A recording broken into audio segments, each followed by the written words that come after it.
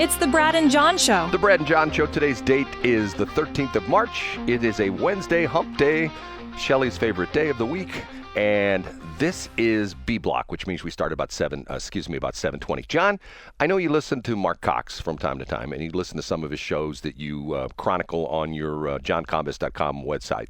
Did you hear this quote he had the other day from Cara Spencer, where she referred to the fact that she's for the reunification of St. Louis City and St. Louis County, and throw St. Charles County into the mix, too? Have you heard that one? No, I didn't hear that. Yeah. That's interesting. Yeah, I thought to myself, and he remarked about the fact that, do you think the folks in St. Charles County are all excited about that? Do you think if I called Steve Elam right now, hey, Steve, Cara Spencer, one of the candidates for mayor, is talking about reunification of the city and the county and putting in St. Charles County as well.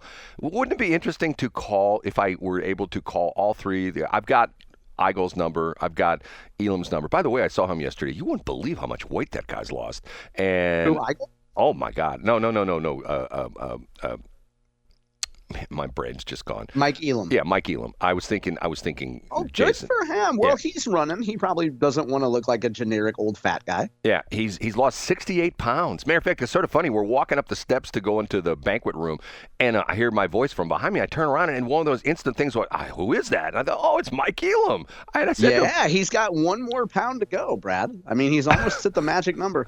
You know, the great thing about Cara Spencer is, let's not gloss over this too quickly. I didn't know that she said that. The greatest thing about being a candidate that knows they're going to win, so I think Cara's probably pretty confident. I wouldn't be overconfident if I was her. But she knows that she's never going to get St. Charles County to be a part of like a Better Together 2.0. So she can say whatever she wants, and she knows St. Charles is never going to go for it. So why not make some grandiose statements here and some big, bold statements, and you know you're never going to have to follow through. You think that's what it is? Oh, 100%. Yeah. You think Cara Spencer thinks that she's going to get – now, she probably thinks that she could partner with Steve Elam, with Sam Page, or when he's the next county executive in St. Louis County, Brian Williams. Does she think she could partner with Brian Williams to make St. Louis City and St. Louis County super government? Maybe. But she knows St. Charles County. Mike Elam's not going to go for it. Like Jason Law or Bill Eigel's not going to go for it. So she can say whatever she wants. You know, I got my phone. I've got 2 of the 3 numbers. I could call Mike Elam and Bill Eigel and just ask them. Let's not do that. Let's not do that at all. We're not that kind of show. And Brad, you had an original point you were going to make, and I interrupted you. I can't. What was my original point about that? Cara Spencer. Oh, I just thought it was sort of interesting because of the fact that, like, okay, why would you say that? You know, I mean, Yeah. you know darn well the people. See, once again, this goes back to something I heard, 30, 40 years ago, and I don't even remember who it was, but I know it was a very intelligent guy. He says, if you understand the basic tenets of human psychology, everything's territorial. Everything in life is territorial. And I thought to myself, you know what? It stuck with me for years. Look at the whole crazy thing. Okay, you cross the bridge, you're coming east on 70, you come out of St. Charles County into St. Louis County, okay? The people that live in St. Charles County are going like, well, man, I'm glad I live in St. Charles County. St. Louis County is okay, but man, if I ever go in the city, just like John Combest talks about the fact that he doesn't want to cross 270. He doesn't want to go on the inside of the 270 loop. Yeah, that's disgusting. Yeah. Right? See, and here we go again. Gaza, is this, and what's amazing about this is, I remember I heard this statistic that Israel is like 0.001% of the land mass of the Eurasian continent, if you look at it that way.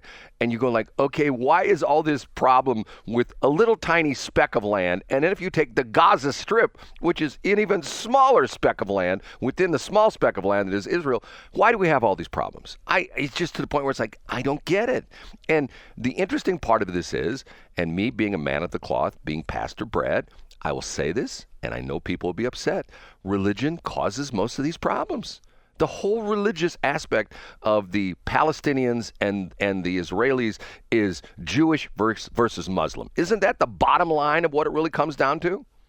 It is, yeah. And you see the religious divide, too, a lot of times. If you go to St. Charles County chamber meetings, you'll see you have the golf cartians, which are generally in Cottleville, versus the pedestrians, which are generally in other municipalities. Brad, you wanted to it's going to be hard to get away from Palestine and Israel because I think we could probably solve that, Jim White, in this segment right here. But you were going to talk about the Cottleville-Weldon Chamber of Commerce meeting yesterday. Well, first off, I'll be honest with you. I'm scratching my head. It was at Lindenwood, okay? And I'm scratching my head because of the fact that, like, okay, if you're the Cottleville-Weldon Springs Chamber of Commerce, wouldn't you try to essentially have your meetings within the confines of Cottleville or Weldon Spring? I mean, doesn't that... No, and let me interrupt. Here's why, Brad. I got to interrupt here because I was just listening to the radio, and a guy told me that most wars are fought over territory.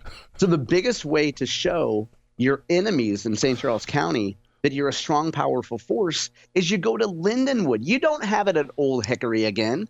You get old one-legged guys coming in and invading. You go to Lindenwood and you dominate their territory. Go ahead, Brad. But Old Hickory is not in Cottleville either. That's in St. Peter's. Holy cow! Yes, it's in St. Peter's, and they've had the Cottleville-Weldon Springs Chambers had their meeting at the place which I have a problem with.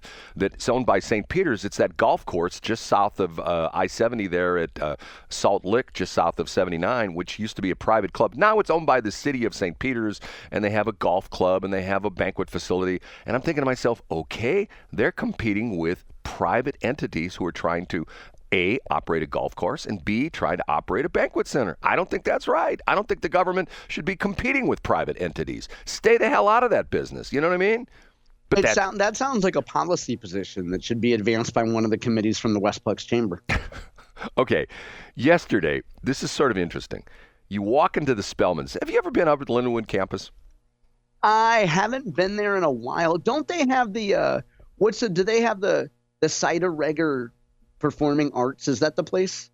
Jerry Seidiger, or now you're going to get me messed up. Yeah, or whatever. Is that on Lindenwood's campus? Am I thinking of the right school? Well, believe it or not, that used to be the drive-in theater, and they bought that and tore the drive-in theater down. I've been on that campus before, but I don't think I've been to the Spellmann Center, no. And it's named after Dennis Spellmann, and he was the former chancellor, right? Yes, the president, and he's the guy that saved Lindenwood. What's interesting is, okay, first off, you know what? People are going to sound like I'm like Mr. Crab Ass, Mr. Crab Donkey, when I say stuff like this. Okay, I don't like Mexican food. I've never liked Mexican food. As a matter of fact, my family members know my little saying about Mexican food. You know what my saying about Mexican food is?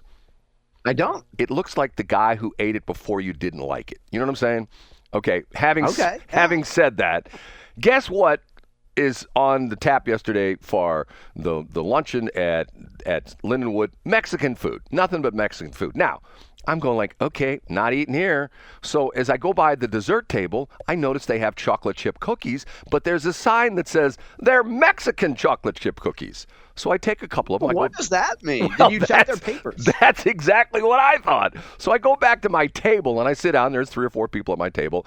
And I said, does anybody know what makes a chocolate chip cookie a Mexican chocolate chip cookie? And one of the guys at my table said, it has some seasoning on it.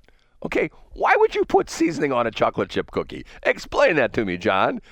I'm going to tell you why. Because you're in a pinch, you're at the Spellmann Center, and you're like, dang it, we need a dessert with a Mexican theme. Let's go get a little taco spice from aisle 8A at Schnucks and sprinkle it on the Schnucks cookies. Okay, so when I'm going through the food line, which I'm actually not, I'm going through the food line, look, there's something I might want to eat, but there was nothing there I wanted to eat. There were 2 guys there that had their name badges on, and apparently this was catered by the Lindenwood, have their own catering division or something like that.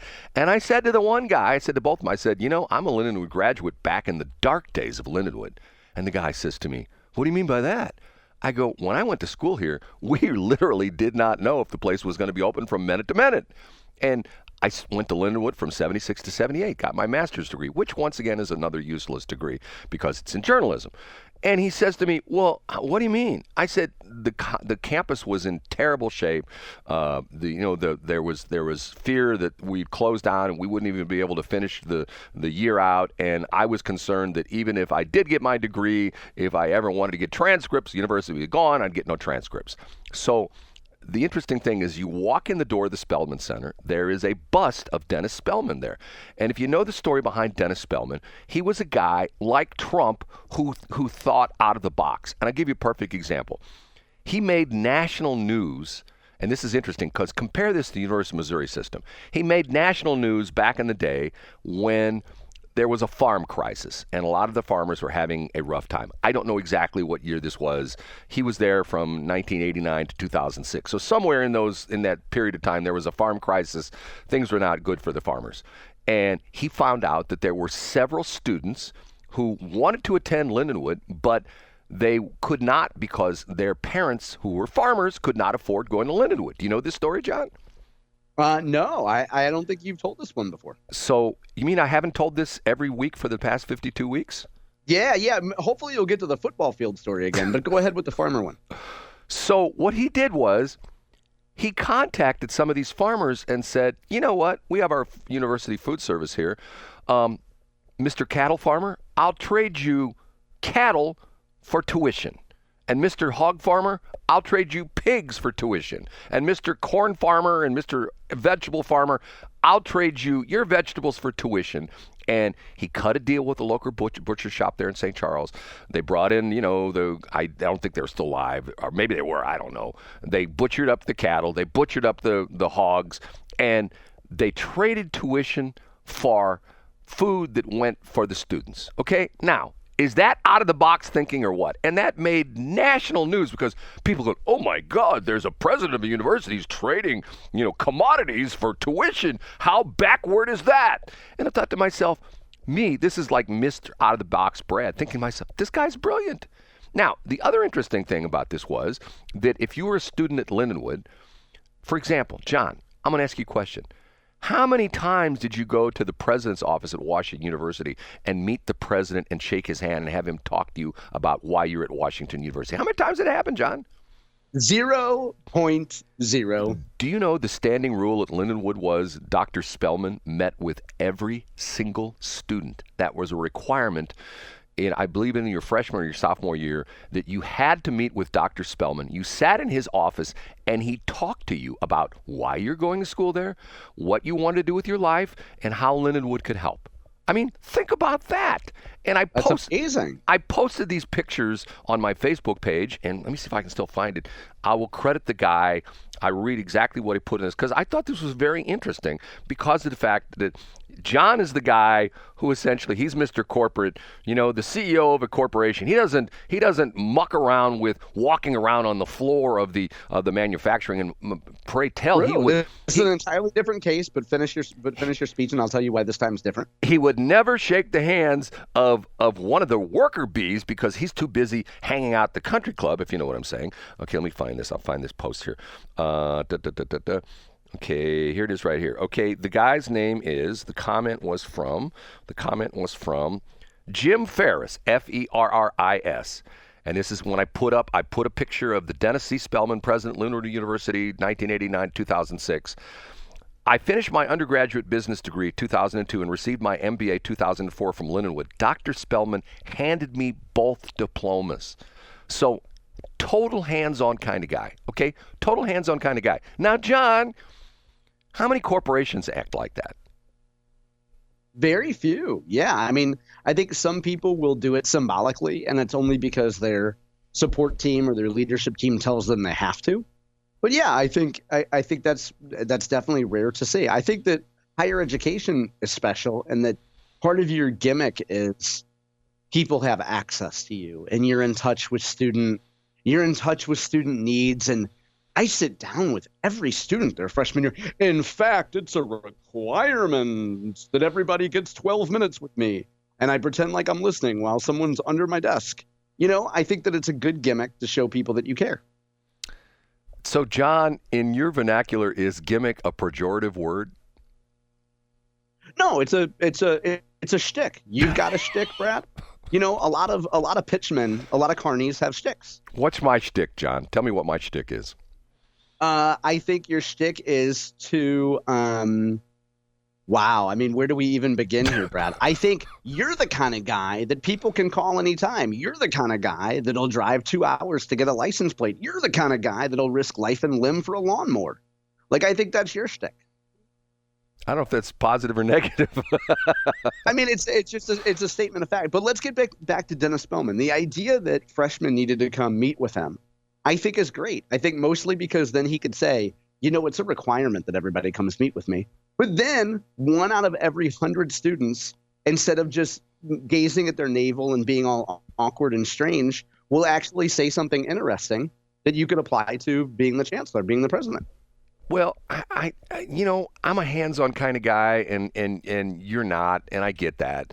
It's just one of those things. It's to the point where I find people like that refreshing. And the interesting thing about Spellmann was that he inherited a horrendous financial mess, and he turned it around. And what's interesting about this is how many people could get MoDOT to move a highway. Do you know this story about Lindenwood? Yeah, you've told it before, but tell it again. Well, 94 is not where 94 used to be. Matter of fact, when I left campus, I drove by a building which used to be a bank, which used to sit on 94. And it's funny, when I looked at that building, I thought to myself, for a minute, I thought to myself, oh my God, that's the bank building, used to be on 94. It's now on the campus of Lindenwood because of the fact they moved 94. He went to MoDOT, he went to the city of St. Charles, and essentially says, well, not only do I want to do things here at the campus, I want to expand the campus. And they essentially said, well, it's landlocked by 94 to the east. He goes, well, move 94. And they cut a deal with, I think he threw some money into the pot as well, too. They moved 94 further east, and essentially, matter of fact, when you drive in on the old entrance to Lindenwood, that is the old 94 right there. Because when you come out of St. Charles, if you're coming on 94 from like downtown St. Charles, you're going on the river and you're going toward Lindenwood. When you come to that, there's a stoplight right there. You have to make a left, which puts you onto 94, our First Capital, whatever you want to call it. You make a right, which puts you onto Kings Highway. That used to be 94. It used to be go straight. And he did all sorts of stuff. The shopping center there that has Schnucks and stuff like that was developed by Lindenwood. I mean, there's tremendous things that have been done. Now, the problem that Lindenwood has is, like with most college campuses nowadays, is they got financial woes because a lot of people, they price themselves to a point where people can't afford it anymore. And guys like me get on the radio and say, hey, don't waste your time going to college anymore unless you're going to be a doctor or a lawyer or whatever it is, where you actually need a sheepskin to essentially do whatever you're going to do. If you don't need the degree, don't go do it. They talk about what's the gap year. Oh, yeah. Go take some time and, hike through Peru. Right. I say take a gap life. And when you graduate from high school, just essentially say, screw that education thing. I got my phone in my hand, be it Android or an iPhone. I got my phone in my hand. I have the knowledge of the world at my fingertips. And if there's anything I need to know, it's right there in my phone. Why do I need to go to Lindenwood or University of Missouri and that kind of stuff? I say that's the problem that all the colleges have. They're becoming irrelevant, except if you want to be a protester and yell and scream and jump up and down about Palestine, then obviously you need to go to college. Or at least you need to pretend you go to college and you're not really a student, but you pretend you're a student. You know what I'm saying? Yeah, that's absolutely right. And also congratulations on winning the Miss Augusta cruise line, Brad. Who are you taking with you? They sponsored the meeting yesterday. And they gave away a trip, right? Did you see did I send you my picture? Of your head through the buoy. Or as you would call it, a bois. No, that's a lifesaver. That's not. That's a lifesaver. That's right. That's not a buoy. That's a lifesaver. That's a lifesaver. Okay. the Miss Augusta people were there. And I think that's Shelley's friend. That's Molly Dempsey. You know who Molly Dempsey is? Oh, no way. Wait, she's working for Miss Augusta? Oh, yeah. You didn't know that? Oh, I love Molly Dempsey. Yeah, you know who she is. She's a wife of... I love Molly. Or as I call her, Dolly Mempsey. Dolly Mempsey. That's my nickname. Well, she's running the operation there, and that was the deal. They sponsored it, and you're supposed to go and Miss Augusta. But of course, see, here's what you're supposed to do. You're supposed to go down to Augusta. You're supposed to go into the 5-star hotel. Then you're supposed to play the golf course. Then you're supposed to go on the watch a concert at the amphitheater, and then you're supposed to go and Miss Augusta. You got that, John? Yeah, I got it. I just think that it's great because Molly, for a long time, worked with the Family Arena. So this is really an upgrade, don't you think, Brad, from working from your least favorite venue ever? I know you and Steve Elam hate the Family Arena, to working for Miss Augusta. I love the Family Arena. Steve Elam hates the Family Arena, but that's now I heard you both hate it, Brad. That's what you told me off the air. No, well, I got thrown out of the Family Arena by the Quiver River Electric people once, so there's another story I've never told before. Okay.